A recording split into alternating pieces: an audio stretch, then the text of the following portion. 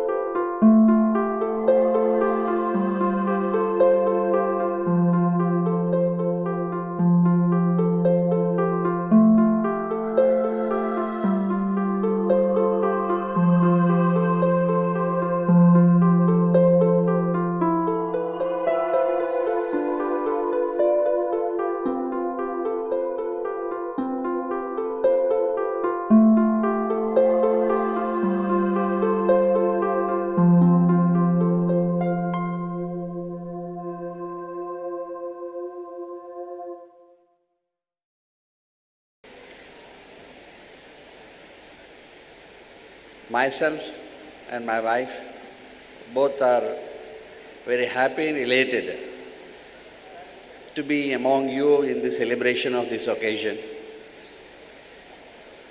Perhaps I was not aware of such a jubilant celebration of Onam festival by Kerala Samaja at Udupi. It was hardly more than 1.5 years or so. And because of my professional occupations, I am withheld from associating myself from social celebrations. Therefore, I was not so well informed or acquainted to address you on this occasion. And please excuse me for that. Secondly, only after coming down to this venue and place, I came to witness the jubilation among the crowd of Malayalam, how significant it is for them to celebrate the Onam festival. The moment I entered the auditorium, I witnessed the upcoming prayer of Lord Ganesha. It was soul-touching prayer. Yes, very often prayers are made both at the beginning and at the end of every function to make primarily function the success. Secondly, to take the ambitions of the function in the future as a success. Yes. More than that, a humility and humbleness in every prayer are found from its culture. What I mean to say is that Malayalam and Kerala state, being southernmost tip of our whole India, are known for huge size of history, culture, trade and everything. Particularly, most people of both Kerala and Tamil Nadu are known for occupying best post in the central civil services. Yes, including Mr. Shashi Tharoor. Most of the Kerala people, however advanced they may be, but celebration of Onam acquires a significant role both in their personal and social cause. I, with my family, feel great pride, happiness, pleasure in being part of your celebrations, and I sincerely extend my best wishes to you all who are here in the auditorium and who are all associated with the celebration of this Onam. Thank you very much. Thank you.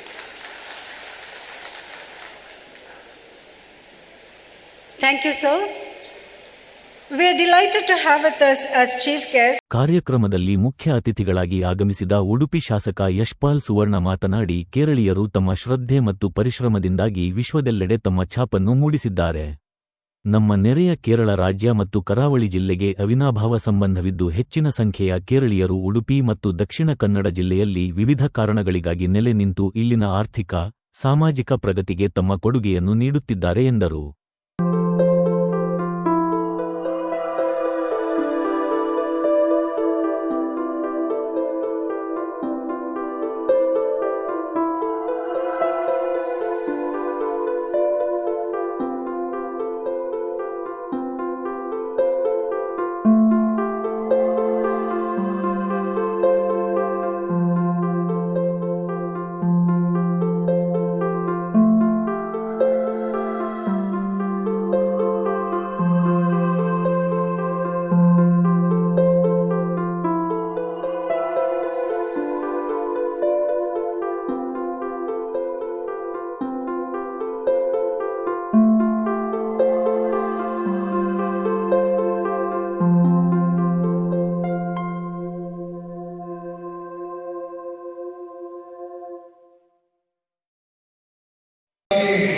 ಇವತ್ತು ನಾಡಿನೆಲ್ಲೆಡೆ ಕಳೆದ ವರ್ಷದಲ್ಲಿ ಕೃಷ್ಣ ಜನ್ಮಾಷ್ಟಮಿ ಆಗಿದ್ದರೆ ಉಡುಪಿಯ ವಿಶೇಷತೆ ಇವತ್ತು ಮತ್ತು ನಾಳೆ ಶ್ರೀಕೃಷ್ಣ ಜನ್ಮಾಷ್ಟಮಿ. ಈ ಸಂದರ್ಭದಲ್ಲಿ ನಮ್ಮೆಲ್ಲರಿಗೆ ಶ್ರೀಕೃಷ್ಣ ಜನ್ಮಾಷ್ಟಮಿಯ ಶುಭಾಶಯಗಳನ್ನು ಪ್ರಥಮವಾಗಿ ಮಾತನಾಡಲಿಕ್ಕೆ ಬಯಸಿದ್ದೇವೆ.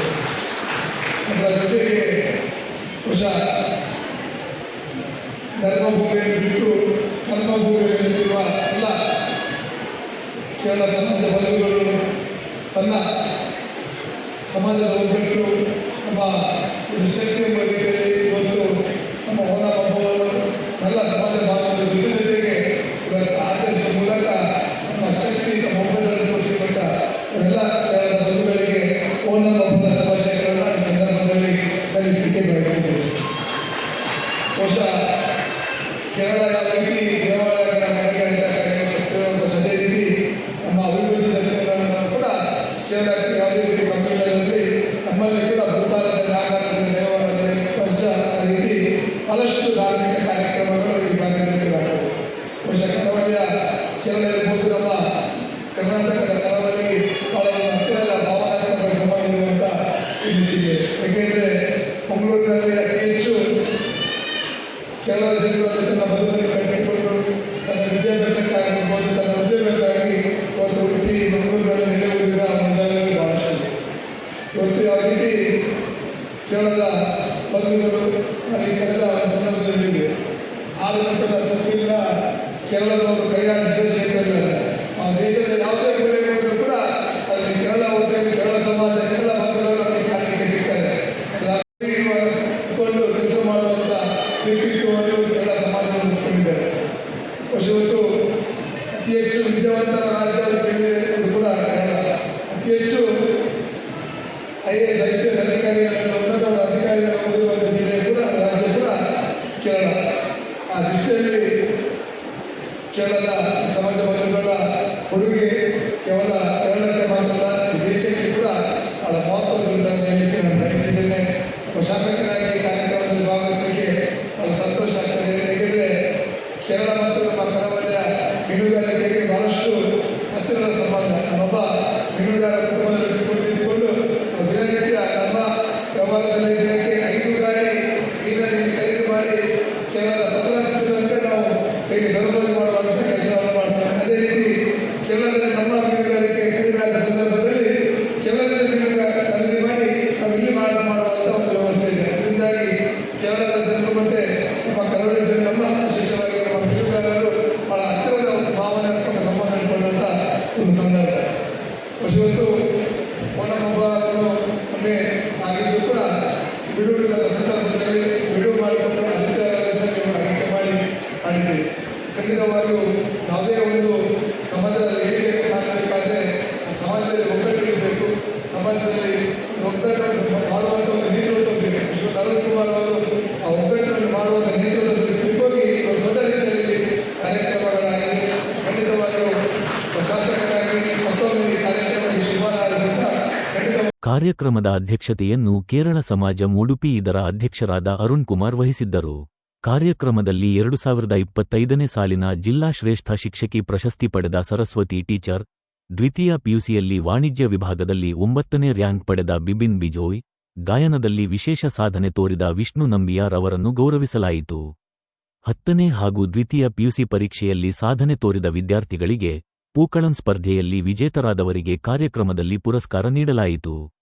ಕಾರ್ಯಕ್ರಮದಲ್ಲಿ ಗೋವಾ ರಾಜ್ಯದ ರಾಜ್ಯಪಾಲ ಶ್ರೀಧರನ್ ಪಿಳ್ಳೈ ಅವರ ಶುಭಾಂಶನಾ ನುಡಿಯನ್ನು ವಿಡಿಯೋ ಮೂಲಕ ಪ್ರದರ್ಶಿಸಲಾಯಿತು.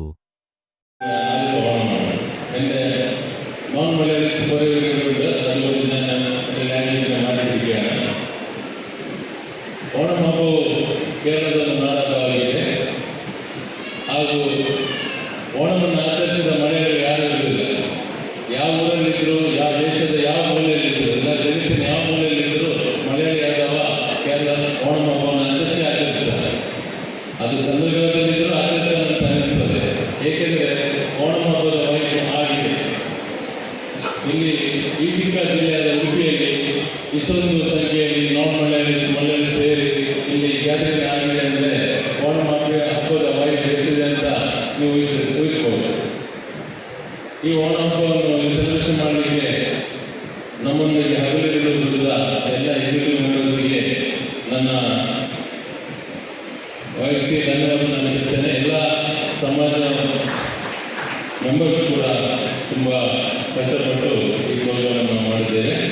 ಇದು ಸಹಕರಿಸಿದ ಎಲ್ಲ ಮಹಿಳೆಯರಿಗೂ ನಾನ್ ಮಹಿಳೆಯರಿಗೂ ನನ್ನ ಕೃತಜ್ಞತೆಗಳು.